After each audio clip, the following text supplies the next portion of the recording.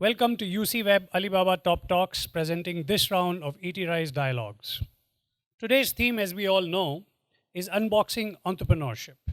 Try and cover all facets of entrepreneurship and business. We go over the hood, under the hood, to decode the entrepreneurial setup in our dedicated section called ET Rise.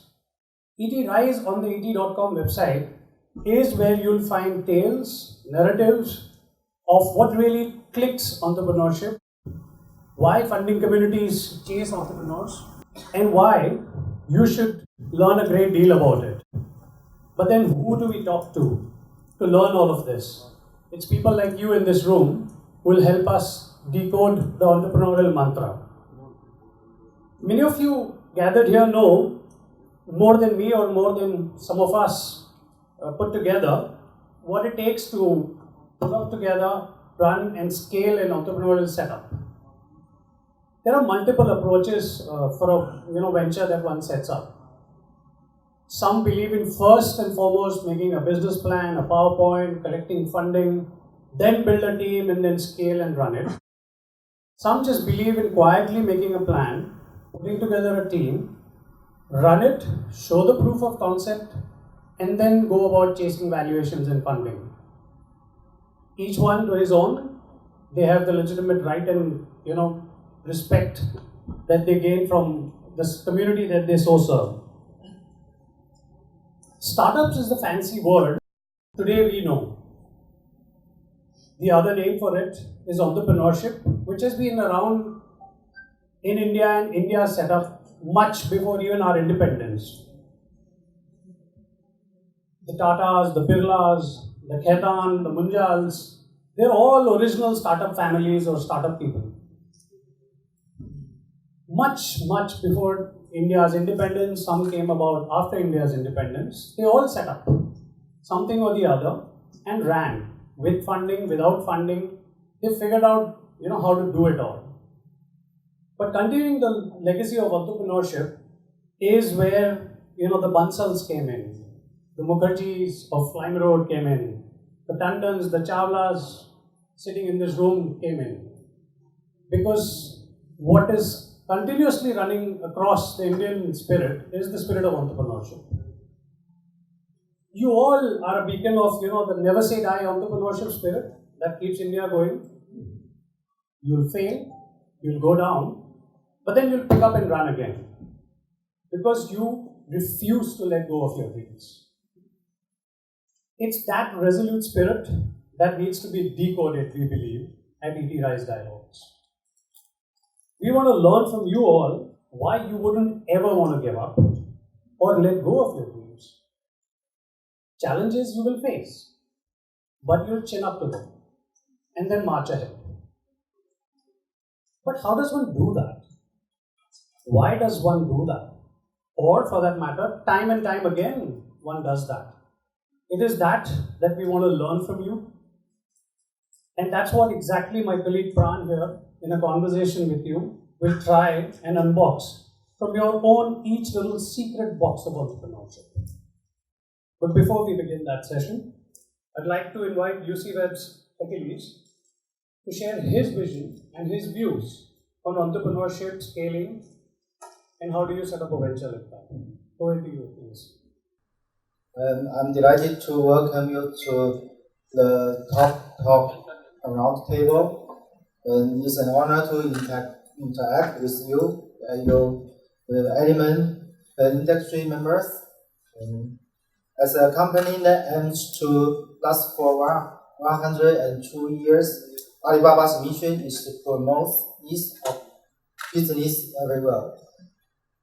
Being true to the mission, Alibaba Cloud and UC Web are committed to enable business to transform the way they market, sell, and operate and improve their efficiencies.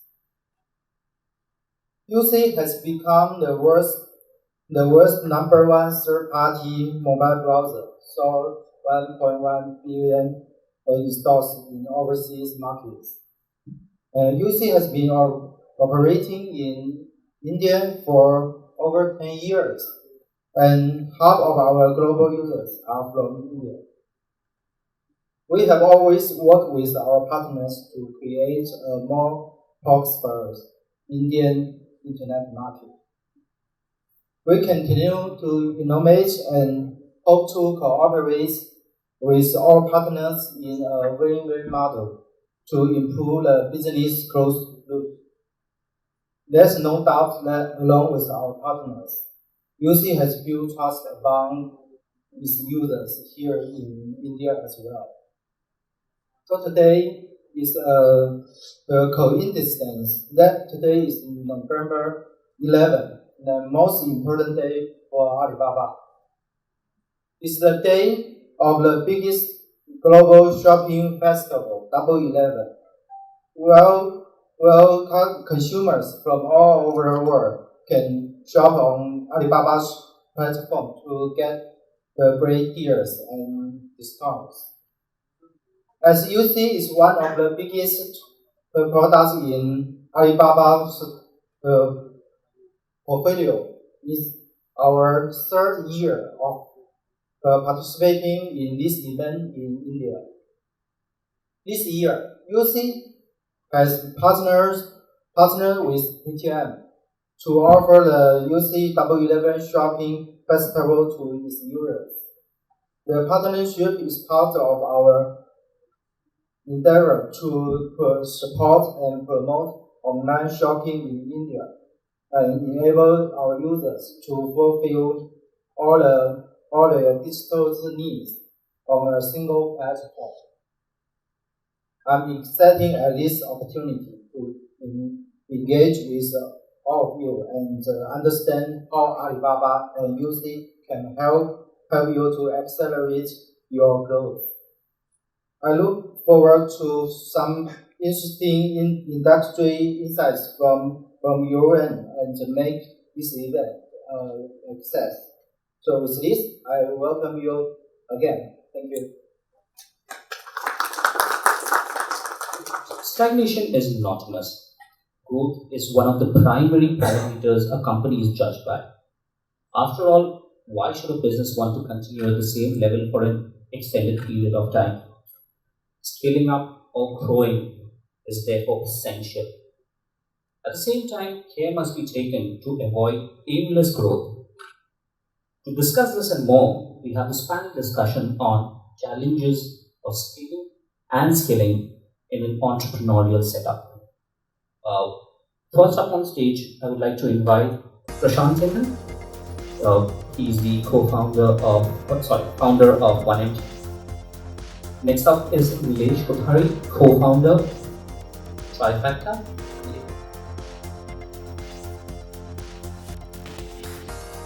Next up is Mr. Sudeep Singh from Goal.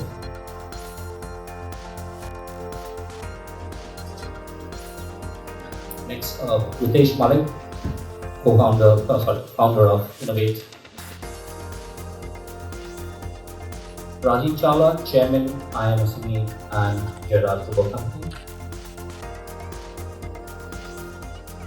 Next up, we have Rahul Garg from Open. And then we have Ankit,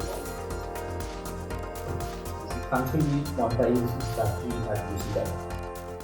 So Prashant, we start with you. You work in a space which is anything but easy. You have a plethora of policies and regulations that you need to cater to.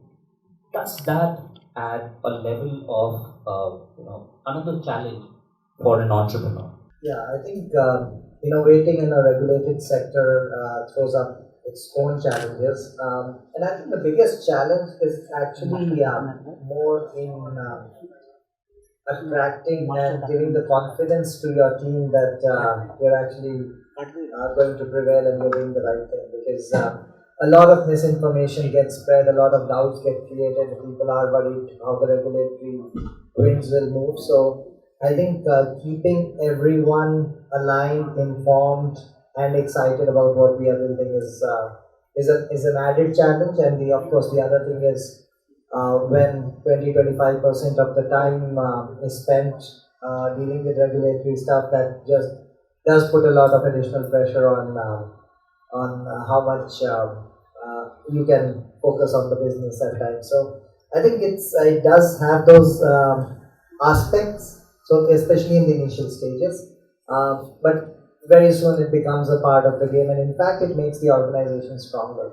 If you look at our organization, the attrition is much lower because we were almost forced to make sure that we communicate actively and keep the confidence level of the teams high, explain to them what's going on, engage more with them, and now when the skies are clearer, so to speak, it's a much tighter tool. Adversity actually helps bring people together. So I see it as a positive at the end of the day. So, if I can just add a question to that, when you are strategizing for growth, do you factor in, policy changes? Is it even possible?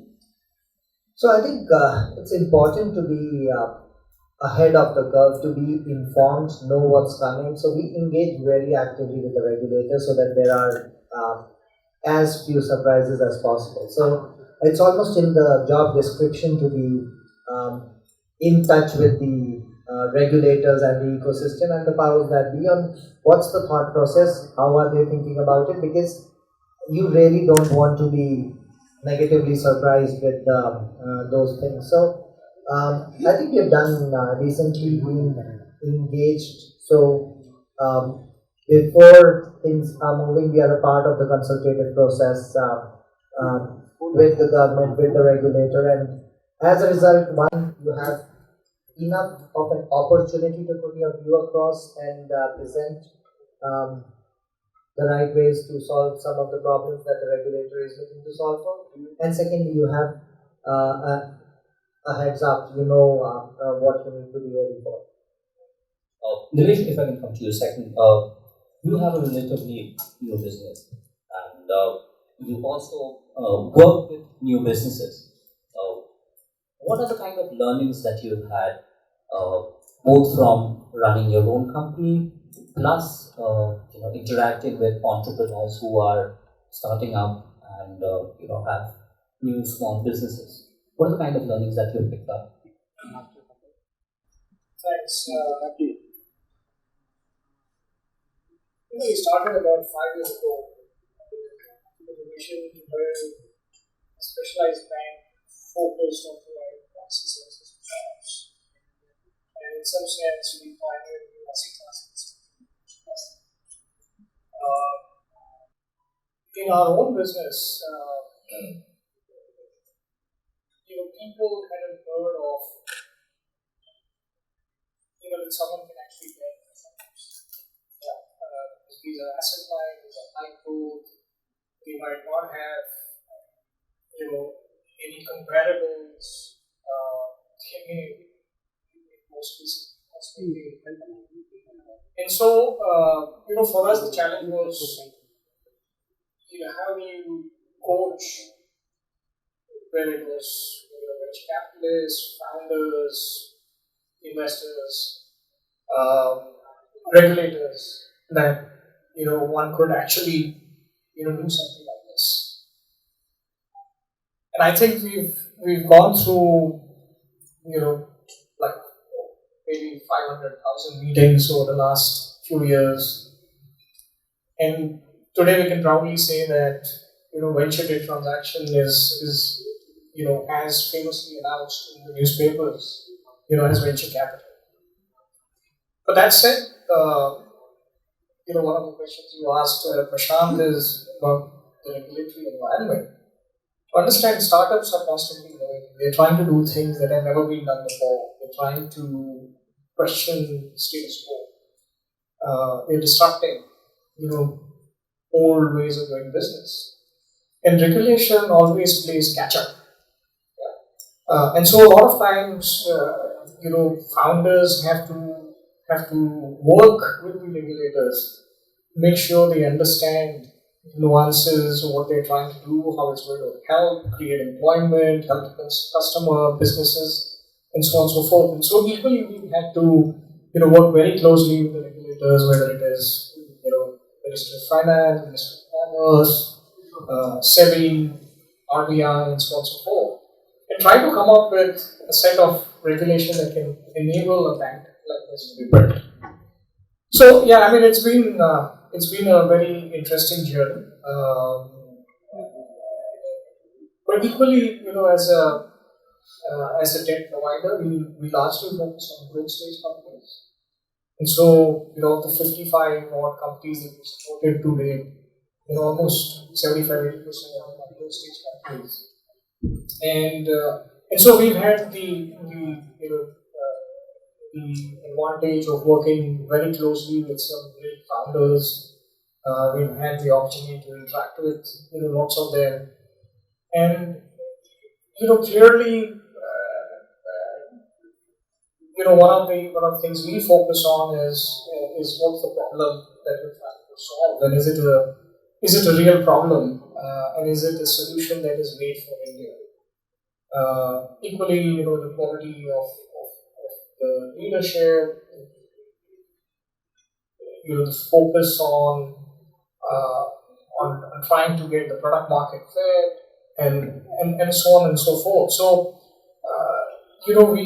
we do spend a lot of time trying to understand, the business, and typically venture capital and startups happen in waves. And we've seen a food tech wave, we've seen a fintech wave, we're seeing an agri-tech wave. And every founder has a passion, has his own take on how a problem can be solved. Our job is to spend time with the founder, trying to understand his thesis and how he wants to solve that particular problem. And equally, the kind of leadership that they're building around to be able to do a good job on that. And that's where the role of a co-founder, Prashant obviously is running solo. So the role of a co-founder is very critical in terms of how each founder complements each other with different skills, knowledge, experiences. And I can tell you that the life of a founder is very lonely. It can get very lonely at times, and there can be ups and there can be downs, and more downs than ups many times. And so you need someone just to bounce off for moral support and so on and so forth. So I think there's a lot of nuances. I don't know if I've given a very long answer, to a short question, but those are some perspectives. Jaspreet, let me come to you next. So we talked about the waves. One wave is around co-working at the moment, and in the space that you operate in, what are the metrics that you follow to judge that you're scaling up? See, as an entrepreneur myself, I've come to the understanding that there are 4 S's involved. And for an entrepreneur to understand those 4 S's is pretty important. So, if you see a startup journey, you start, then you tend to survive, then you sustain, and then you scale. If any entrepreneur, I believe, misses one of these steps, then obviously valuations come into play. There are a lot of mayhem that happens towards growth. So for me, when we scale, before we started scaling, we made sure that we were strong in all the first 3 aspects before we came to scale. For us, the measure of scale is being profitable from day one. We don't like to burn cash. This is because at the end of the day, startups is what businesses used to be back in the day, right? So we raised money when it was required, and for us, the metrics for scaling would just not add more centers, but also centers that make it profitable. So those are some of the key metrics that we follow at our organization. So profit is definitely one of the metrics. And Nitesh, if I can come to you, what is the importance of money when you're scaling up? what importance should we give it, and does it mean more money is equal to better scale or easier to scale or what? So I think first of all, the most important thing is that we need to have an absolutely trustworthy product.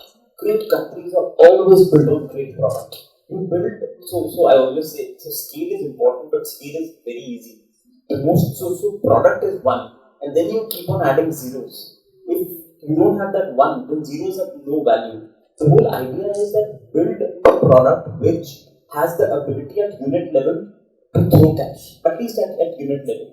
The challenge, especially in our industry, so we can correlate to it, is that large companies are throwing in cash to acquire customers, and those customers aren't even paying for the operational cost. Forget the capex cost or the lease cost of the business. So I think fundamentally the most important thing is make sure that you have a great product which attracts customers, for which customers are willing to pay, and you have at least a 33% EBITDA margin on that.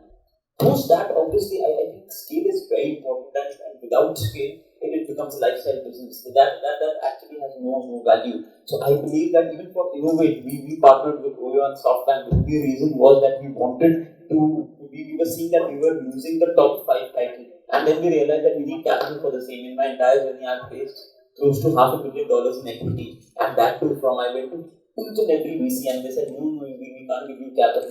And after raising $1.5 million, we realized that so we raised a 30 crore venture debt, and that actually helped us to scale. But then we realized that we need millions of dollars to go from where we were a year back to where we are today. So I think scale is very important, but the most important thing is that we track is one NPS. NPS will define our customers. So at Innovate right now, our NPS is around 71 at scale. And we realize that if you do not have a correct NPS, your business is very short-lived. You might be profitable for say a year or year and a half. Our leases average lease size is 15 years.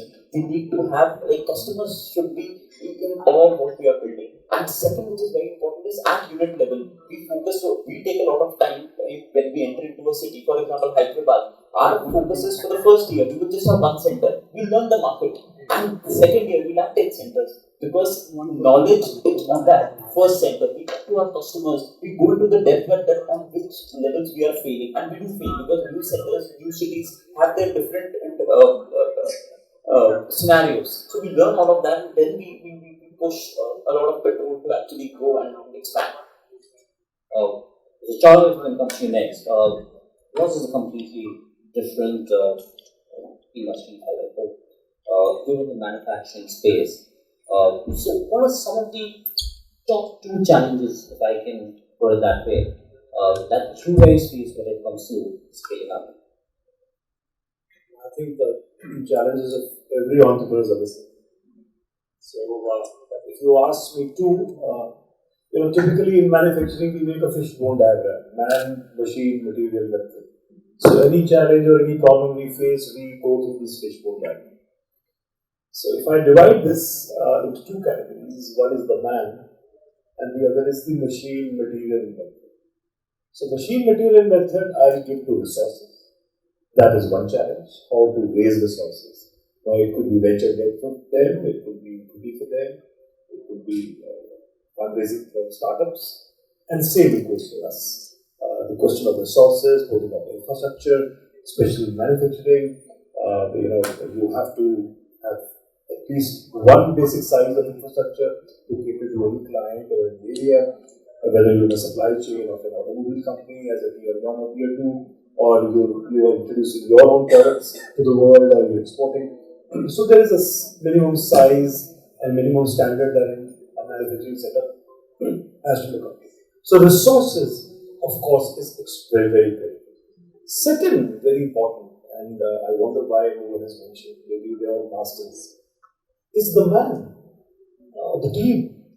It's very easy for me. I run an industry, suppose at Gurgaon, and I say, okay, let's say my OEM tells me, Maruti tells me, set up a unit at Sanand, Gujarat also, where we are setting up a second unit. So, sometimes I may have the resources, but do I have the team who's willing to go there, I have to set up that greenfield project? So, team building is also extremely important. Skilled manpower, right?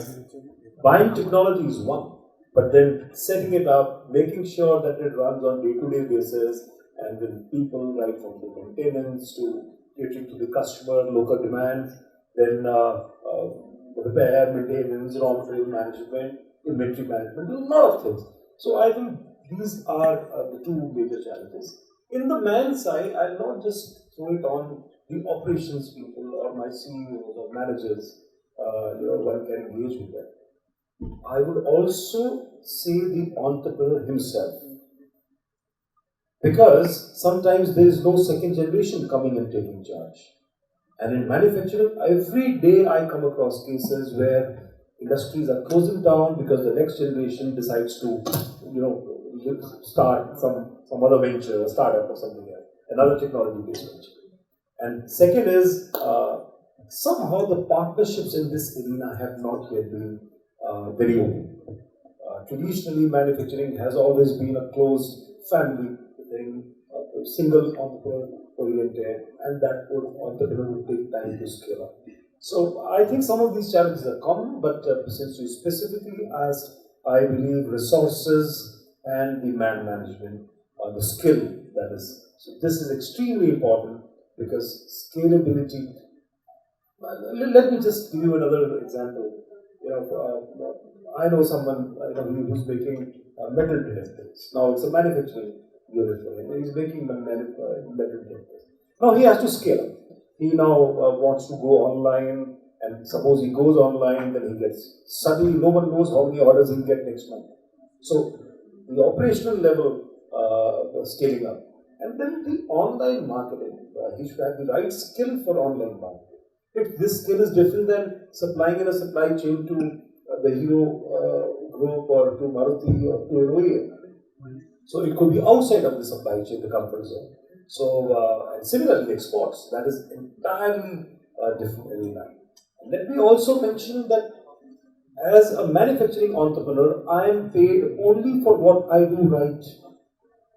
And that too is judged over a period of time. If I make a fan, there is a warranty of 7 years. So even if my fan falters in 6th year or 7th year, there is a consumer case waiting for me, or I have to replace it. So I am paid only for what I do right. I give you 10 pens. When one pen doesn't write, I have to replace it. Or you pay me for 9. So I pay only for what I do right. That is objectively measured, and there is a warranty over a period of time. This is unlike watching a movie. You don't like the movie, no one refunds your ticket. I have to give you a cashback, money back warranty. So there are challenges in scalability, both in terms of man management and then of course in terms of resources, which everyone faces. So Robert, you are in almost a similar sector where you are selling to B2C manufacturing units. What are the kind of challenges do you see in your area, and is operating with on a B2B level a little easier than say perhaps a B2C? So, just to give a context, so we work with typically medium to large manufacturing houses, which can start from a turnover of 100 CR all the way to 10,000 CR manufacturing companies. So, two parts to the question: how is it different from working with a consumer ecosystem? So, one, if you look at fundamental consumer commerce decision making, it is a single user making a decision.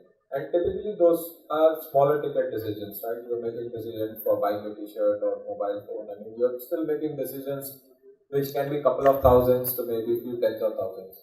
In a manufacturing setup, when you are making the decisions, firstly, it's not a single person making a decision because it has implications on the organization, multiple departments that were being talked about, whether it is manufacturing, on the production line, or the maintenance of stores. So you have multiple stakeholders making the decision. The second element is that you have to understand, while this is the largest sector in the country, it's also is a sector which has not been touched by technology to a significant level. I think manufacturing, agriculture, some of these sectors have been fairly running by themselves over the last 60-70 years with less of software engineers entering the domain. So it becomes interesting for us because, and also motivations for startups to work in the sector was fairly low, I think, till GST happened. GST was an interesting inflection point where manufacturing companies woke up to the fact that now suddenly there will be all invoices which will be digitized. I mean, there will be all e-signatures that will be happening. All of these invoices are going to be filed on the government ecosystem, and there is a possibility to build pan-India distribution platforms, which was almost impossible, I would say, because I mean, we can have hundreds of stories of pre-GST, how booklets used to struggle with different tax inspectors and so on and so forth. So I would say the classical two steps: one, multi-decision point, large stakes involved in the decision making, their own software platforms, and how the industry has evolved in terms of adapting technology or working with startups. So that is one thing which is a few set of things which make B2C versus B2B significantly different. The second element we have to understand is that there is a significant focus as well as I think impetus that is being given both from a government perspective on how to think about B2B and growing the manufacturing sector, because if we were to get to $5 trillion as an economy, it's almost impossible to just continue thriving in on increasing the consumerism or just believing that the services sector will get us there. I mean, both sectors like manufacturing, agriculture, so on and so forth, have their role to play. I think that is where it becomes interesting, because there are now, it's no longer the boundaries of what we are doing as a country, but it also becomes what China is doing, what Vietnam is doing as countries, and what is happening in the global trade war. So I would say we work therefore at a very interesting influx of global ecosystems and how they will evolve, as well as how we can continue to work with our sector in the country to make it globally competitive and for software to play an integral part of this journey. So one thing that we haven't talked about till now, okay, is as you scale, it becomes important for a business to create a brand as well. How difficult is it to create a brand? How do you think someone can go about doing something like that? Well, to start with, okay, just to give you a short one, before starting with Alibaba, I was also for 6 years. I know the journey in regards to starting, scaling, basic farms, and then getting into the brand. Coming to the question which you asked, well, marketing and branding, they are the backbone of the industry right now. I'll actually take peculiar examples. So, with one MD sitting here, and Mr. Rajiv Chawla from one of the titans on manufacturing front, and even for that matter, Innovate. So I still remember when one MD started, they always focused on educating the customer as to how medicines can be sold online. Still, if I'm not mistaken, please correct me on that. Still, there are elderly people in our houses who would still go to the same shop wherein they have been shopping from such a long time. But they have also started accepting the change. That has happened because the education was there. The branding and the marketing, the core pillar of it is educating the user, educating the customer. If the customers are able to understand your value proposition, they will actually like. For 1MG, they started with education. Now they are totally into an ROI model, which, because they have scaled, they have actually seen that kind of scale. If I talk about Mr. Rajiv Chawla, if he needs to do a marketing or a branding platform activity, he would actually go to an India Mart or a Trade India kind of site, because that's where the buyers of his product are coming and buying the product. For Innovate, for that matter, I still remember when you guys started, it was more like a person who is coming on Innovate site or on the banner or on the communication, they should at least inquire about it, so that their back-end team would call them and understand as to what is their requirement. So I would say marketing and branding, these are actually the backbones of the industry, and especially world is moving towards digital. There is a lot of digital revenue which is coming in now in the industry. I think that's the way forward, right? Prashant, next question to you, and others can weigh in as well.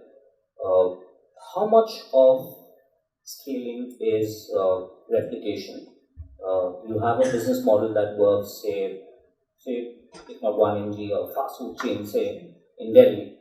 How much of that is just uh, picking up what works for you in Delhi, take that to Bangalore, take it to Mumbai, take it to Kolkata.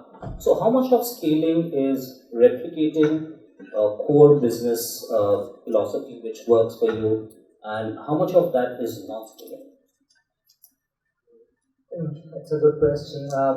So there are, I think, central philosophies and core processes should be replicable for scaling to happen across geographies.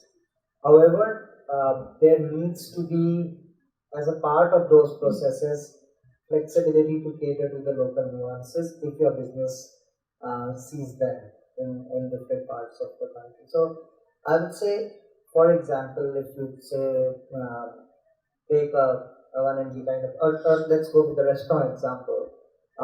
If the culinary preferences or even the basic expectation of what a fine dining experience is different in different cities, that has to be taken into account if you are going to give a fine dining experience. Having said that, your process of delivering getting quality ingredients and getting it made in the right way and all of that, those are fundamental.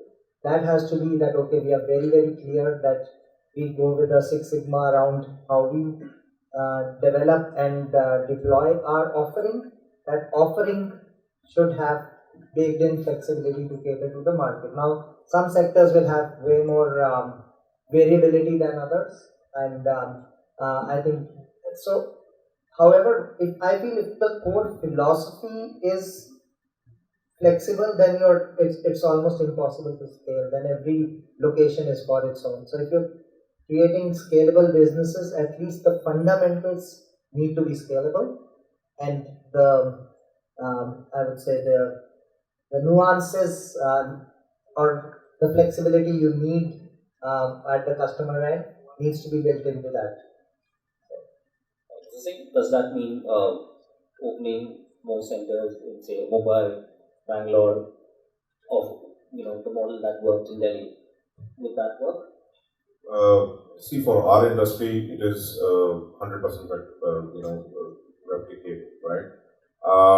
Reason being, we found a model which is for large enterprises, medium to large enterprises, we not for startups. So we do managed office services more than co-working, and that's what worked for us. So when we started it, we made it clear to ourselves that we're not a brand for startups. And for us, it's easy now because we've seen the challenges in the last 2 years, and we tried to solve them. And now we like to replicate all those models across because the requirement or the need for a medium to large enterprise is almost similar, and we understand that. So it is very easy for us currently now to replicate into other parts of the city as well as the country. What about you? So for us from the beginning, we were always an entrepreneurial startup focused co-working space. Our first center was an 80-seater in contrary to Sir's 5,000-seater in Gurgaon.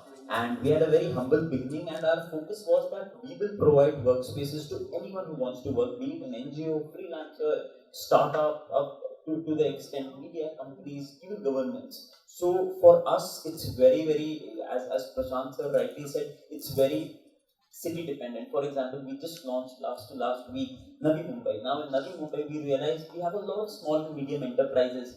They did not require those large 150-seater cabins, and we had to just do those 4 to 6-seater cabins. In Hyderabad, we realized that people love masala chai instead of a normal tea. So these kind of small nuances we learn when we enter into a new city. We diversified it. After our first center, we went to Chandigarh, and we realized people in Chandigarh do not like either tea or milk or coffee. They just like to have plain in milk. And these are small things that we've learned over the period of time in interacting, because our customers are from a one student entrepreneur who just takes a seat to a large corporation like PepsiCo, who has their headquarters with us in Bombay, or a BBC. So we've seen in a lot of, and for offices where people spend 8 hours a day, they have so many varied demands, from getting your pets to your workplace to getting your family members. So a lot of things according to the geography. Chaura, that could be different for you, right? I mean, I think you pointed out that if you have to open a unit in Sanand, it will not be all that easy. Okay, see, my challenge is that my customers sometimes, especially if they're the same customer, setting up a plant somewhere else, then they want a mirror image of my existing enterprise. Now, that is a challenge. And when I say mirror image, it's not exactly that. In fact, I would like to choose that they want something upgraded, some better technology, something else, which of course is fun and which is good, and that is what we also look at. In fact, we mostly learn from one enterprise and then try to automate or at least partly automate the next one, so as to save on energy, save on manpower costs, save on productivity issues, etc., etc. So every time, sometimes you're stuck with the same old machinery in a setup and you can't actually improvise there. But it's an opportunity for me to do it in the new plant that I'm setting up. So, for example, I have 6 plants now across India. So then in every plant, we've improvised over the previous one. Previous one still remains, but sometimes the issue of changing the entire machinery structure, technology structure there does not make much sense. Because that would also mean changing the entire manpower there, bringing the new resources, which we would not like to do. So I believe that scaling up is an opportunity. One can run, and again, as luck would have it, we are in Haryana, we are in Uttaranchal, we are in Sanand, there is Gujarat, and Aurangabad, Maharashtra. Now, different states will have their own cultural issues. The manpower would have their own strengths and their own requirements. Their own festivals. Similarly, in one state I don't need a gen set at all because the power is super, and in the other state I would have 2 or 3 gen sets to back up any enterprise. So scaling up is, I think, it's an opportunity for me to improvise. So we look at scaling up and carrying the same values and standards as someone already mentioned, because there is a parameter through which I have to clear some audits if I'm in the supply chain. If I'm supplying to the market, let's say if I'm an independent product manufacturer, then of course is the question of, for example, we also have a sportswear range by the name of Built Natural. It's a startup. We started a couple of years back. Now, different states, different cities would be preferring different colors that they buy. In fact, their size requirements are different. The winter range would never sell in Hyderabad, and likewise. So there, of course, one has to look at which city we are selling, what range, what grade, what colors, and to kind of the demography there decides what we would produce for that. So I think scalability has its challenges, but because scalability also means growth, it is a sign of growth. So I believe it is great fun. And that is why this is one challenge that is always welcome. Find a business model that works and just replicate it across different geographies. That works. So, as we just heard from some of the panelists, you just can't always cut and paste. You have to build systems and processes like Shah mentioned that are scalable, so that you don't see the cracks as you're scaling. But clearly, India is a very complex country. It's many people say it's like the European Union, 30 countries living together, and so the local cultural nuances are very different. Language, food, clothing, weather, everything is so different. Also, trade practices differ from state to state. And so, as a business is scaling, it always, helps to understand the local nuances, test out on a small way and then figure out the local nuances and then scale it from there. So, what may work in say, Uttar Pradesh may not necessarily work in Tamil Nadu, but, most of it should work. but it always helps to start in a small way in Chennai and then find out the local nuances and then scale that from there onward. So I think also we've realized that India is not necessarily majority English speaking, and that's where a lot of startups that were trying to scale up their e-commerce businesses suddenly realized that a significant part of India was actually in tier 2, tier 3, that Hindi was a more acceptable or welcome form of communication. And there are large businesses now like ShareChat, which have been just built on multilingual dialects, if you will. So I just think India is very complex, and it always helps a business to understand the local nuances. Some may not have to change a lot, but some may have to change a lot to become successful in those local markets. Right. So Rahul, if you want to stay on the same question, that's fine. But also, if I can ask you, what are the problems around finding skilled people for scaling up? I'm sure Mr. Chandra will also have a view on that. But what are your challenges around that?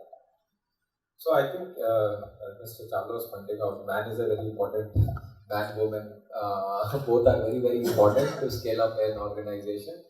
I think one of the things it is interesting about India, I think when we compare to many of the countries and markets, is we are heterogeneous at scale. That's what I believe.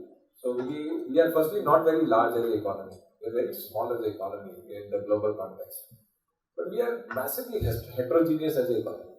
So which means that there is so many shades of pink, blue, green that we see across a consumer or a business behavior, that it becomes like we are always solving for that 5 of our customers may want slightly left, the 10 would want slightly right, and somebody will. So I think, and that is where I think many of us as entrepreneurs have to work extra hard, both because when we are trying to bring in people with that level of analytical capability as well as agility to be able to survive both heterogeneous element as well as scalability element.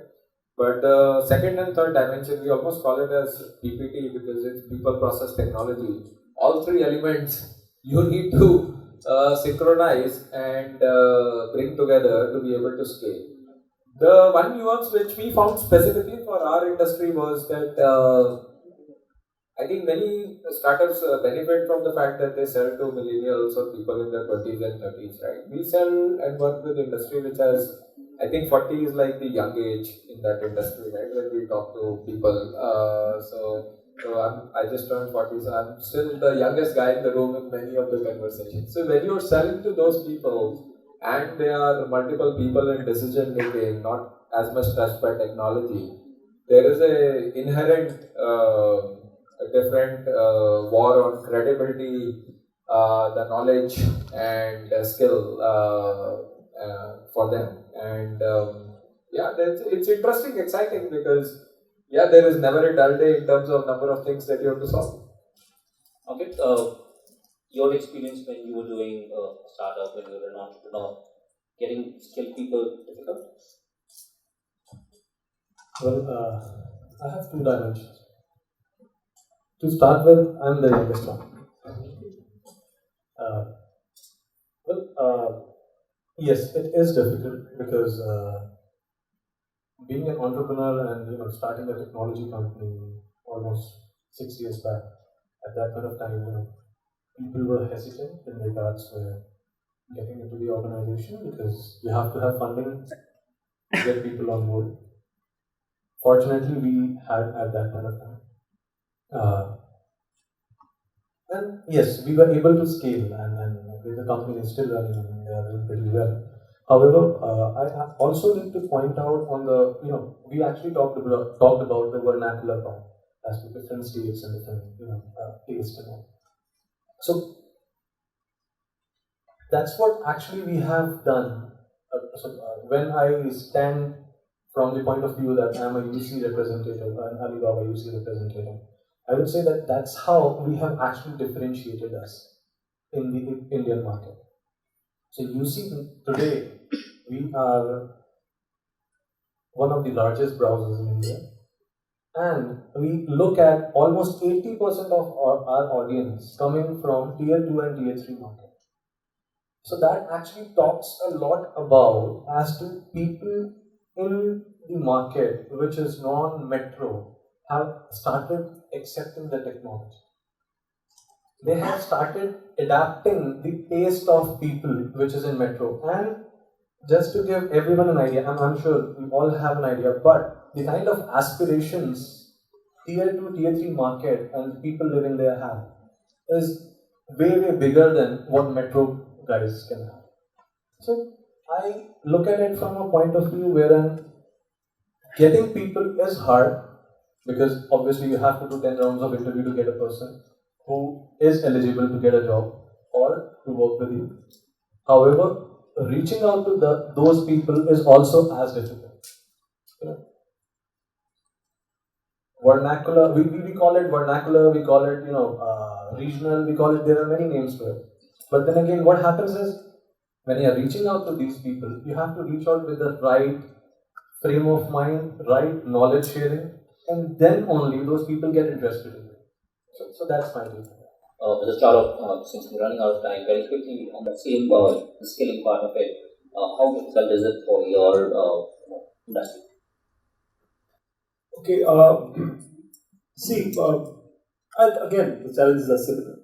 Hiring talent, the right talent is becoming more and more. One of the reasons is that a lot of youngsters today are looking at the white collar tech companies, and I call them the white collar tech companies.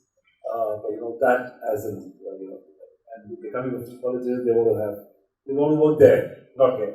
So manufacturing is not easy. You serve them coffee through the day, good work places, etc., etc. And it's extremely difficult for me as a manufacturing enterprise to match that talent. However, that's where the challenge is now. But we are also opening up and we're trying to retain some of this talent. So identification and hiring people is extremely important. One challenge that I face typically, I'm sure everybody does, is people are not industry ready when they're graduating from colleges. So whether it's a electrical engineer or mechanical engineer or I'm not sure the computer engineers, but people who are coming up from colleges are not industry ready. So preparing them is a challenge which remains. And then of course it's about retaining them, giving them the right atmosphere. A lot of, for example, engineers when they come out from the college and they apply for jobs, they aren't even sure whether they want to be in production, in materials department, in quality department, etc. So their own orientation is not very clear. And while for me today, even a purchase guy has to be an engineer. So whether it's a purchase engineer or a materials manager, engineering as a degree. So people take time in identifying their own interest areas. And a lot depends upon the initial induction period. So that is one area which remains. In terms of, let's say, typical manpower there, fortunately there are many ITIs that are coming up now. Many states, for example in Haryana, they've set up a skill university. And allow me to share in 1 minute, this skill university has a great concept. For example, someone could say that I am a graduate in, let's say, mathematics, then postgraduate in something, and then PhD in science or some stream. But why can someone who's worked as a plumber or an electrician for 30 years, why can't he say that I'm a postgraduate plumber or I'm a doctorate in plumbing? So idea is that people have skills which have never been certified. So can I have a graduate plumber, purely on the skilling? So that is where these skilling universities, this new concept of skilling people is coming up. So in terms of manufacturing, the upgradation of the infrastructure, the various MSME tool rooms that have now been set up across India, there are more than 125 great technology tool rooms that Ministry of MSMEs now is building across India, and that will give huge manpower, trained manpower in advanced technology. So every advanced technology means that I have to train people, and fortunately things are catching up. And but it's not. I cannot leave it to colleges. I cannot leave it to government. Ultimately, it has to be mixed. The right industry, academia, government the partnership to ensure that India's manpower is future ready. Prashant, it must be easy for you guys to get the skill. Especially our competitors serve there actually. So it has become much. So yeah, and if you want to, both of you, one by one, if you want to take that, you know, See, with us, we made life easy for medium-sized and large corporates. We've introduced something called sleeping pods, which are fully air conditioned. Have a 2042-inch television screen. So millennials can actually go and enjoy an afternoon nap, or maybe want to stay overnight. So we trying that concept, and we working with the government of Haryana and telling them, can we do something like walk to work as a concept in this day and age where everything is shared. So why does one have to travel all the way to work? Let them just live here and walk down the building just to work. Another interesting fact that we've come up with, and it's been a huge success, is a frustration room. So we've given an opportunity for people to go and actually break stuff right on the wall. I think it's been almost 3 months since we launched that, and every month, we have a small car inside where you go sledgehammer and kind of. Do you allow outside membership? Absolutely. So every month I have to replace that car. So every month, I have to go and get a carcass of a car. My team has to go search one, and we install that. So things like this, we've tried and inculcate that. We have an in-house gymnasium. We have, catering. So our cafeteria services are managed by Radisson. So we partnered with them to figure out gourmet meals under 100 rupees, healthy meals. So things like, all of these aspects and amenities, we figured that today retention is a big problem for companies, and we help solve that. So all of this comes free with our membership. So it's just not the beer, but it's all of that that we've learned so far along the journey, and we try to solve that for our companies. So Prashant, what are you doing to retain and hire people? You have competition there. Clearly, no, we are nowhere close to that level of attractive offerings. But I think being in an industry that is so-called, like a lot of people want to be a part of the digital tech B2C consumer industry. The war for talent is actually very, very intense, and we live in an ecosystem where a lot of companies, a lot of very, very well-funded, hyper-funded companies, talent is, at the end of the day, demand-supply ratio is out of sync in pretty much every sector you look at. So the premium on talent is very high, the cost of talent is extremely high, and you have to do all it takes to attract them, retain them, and I think in our case, we try to offer them a role that excites them, first of all, things that they can see, build, enjoy, and then of course we have to check the basics where it has to be worth their while to spend time with us. But yeah, I think there's no limit to how much one can invest in making your workplace more and more attractive. But from what we have seen, the quality of job is actually the primary thing that attracts people, and so far I would say we are in a healthy balance. Oh, you want to comment on the scaling part of it? Yeah, sure. From Accenture to what is it? That you Sure. So, at Trifecta, we have some of the finest brains in this country. We picked up from the top colleges. On average, they have 8 to 10 years of experience. Many of them have been founders in their previous lives. One of the things we've learned, and equally, when we look at leadership across our portfolio companies, most people, at least this new millennial generation, if you will, are not necessarily attracted to the tea, coffee, and gourmet meals. Their biggest attraction is, sense of purpose. Yeah? What is it that they are doing? Are they contributing positively? Are they creating an impact? Uh, and it's not the money. It's not the things that we think are important for them, but it's really this. And to give them a sense of purpose and sense of direction and saying, listen, if we do this, well, then this is what we would have created. And I think, for founders, and I've seen successful founders are those that inspire. Uh, and people are, the young generation is energetic, they're passionate, they're go-getters, they're not afraid of working 18 hours. But I think the element of sense of purpose is something, if you can articulate well, you can really drive them to achieve common goals. Ritesh, I would let you have the last word.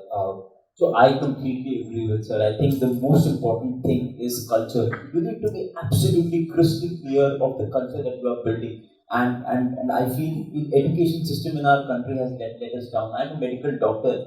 Gangaram Hospital mein kaam kar raha tha. It doesn't matter. The idea is that so when we hire people, we make sure that we articulate our culture. First of all, we don't ask them for their skills. We ask them what do they believe in, and what is the overlapping synergy in between our belief systems. I think once that matches up, things just pan out. Our leadership team, our average leadership team's age would be, I think, 22. We have 10 leaders in our, and the sole founders. So there are 10 leaders in the entire organization. All of them have just made it almost $1 million each in the deal that we've just partnered with OYO. And we realized one thing, that it did not matter whether they had experience or not. You need to have absolutely driven, passionate people who want to change the world. Okay. I think we've covered a lot in this 1 hour, and I think scaling and scaling both are topics where we can just go on and on. I'd like to thank each of you, and we've covered some grounds on what scaling is, what scaling is not. Pain points around scaling, we've clearly identified them, and I think there's something that we'll do again, probably a larger session. And again, thank you, Nisha.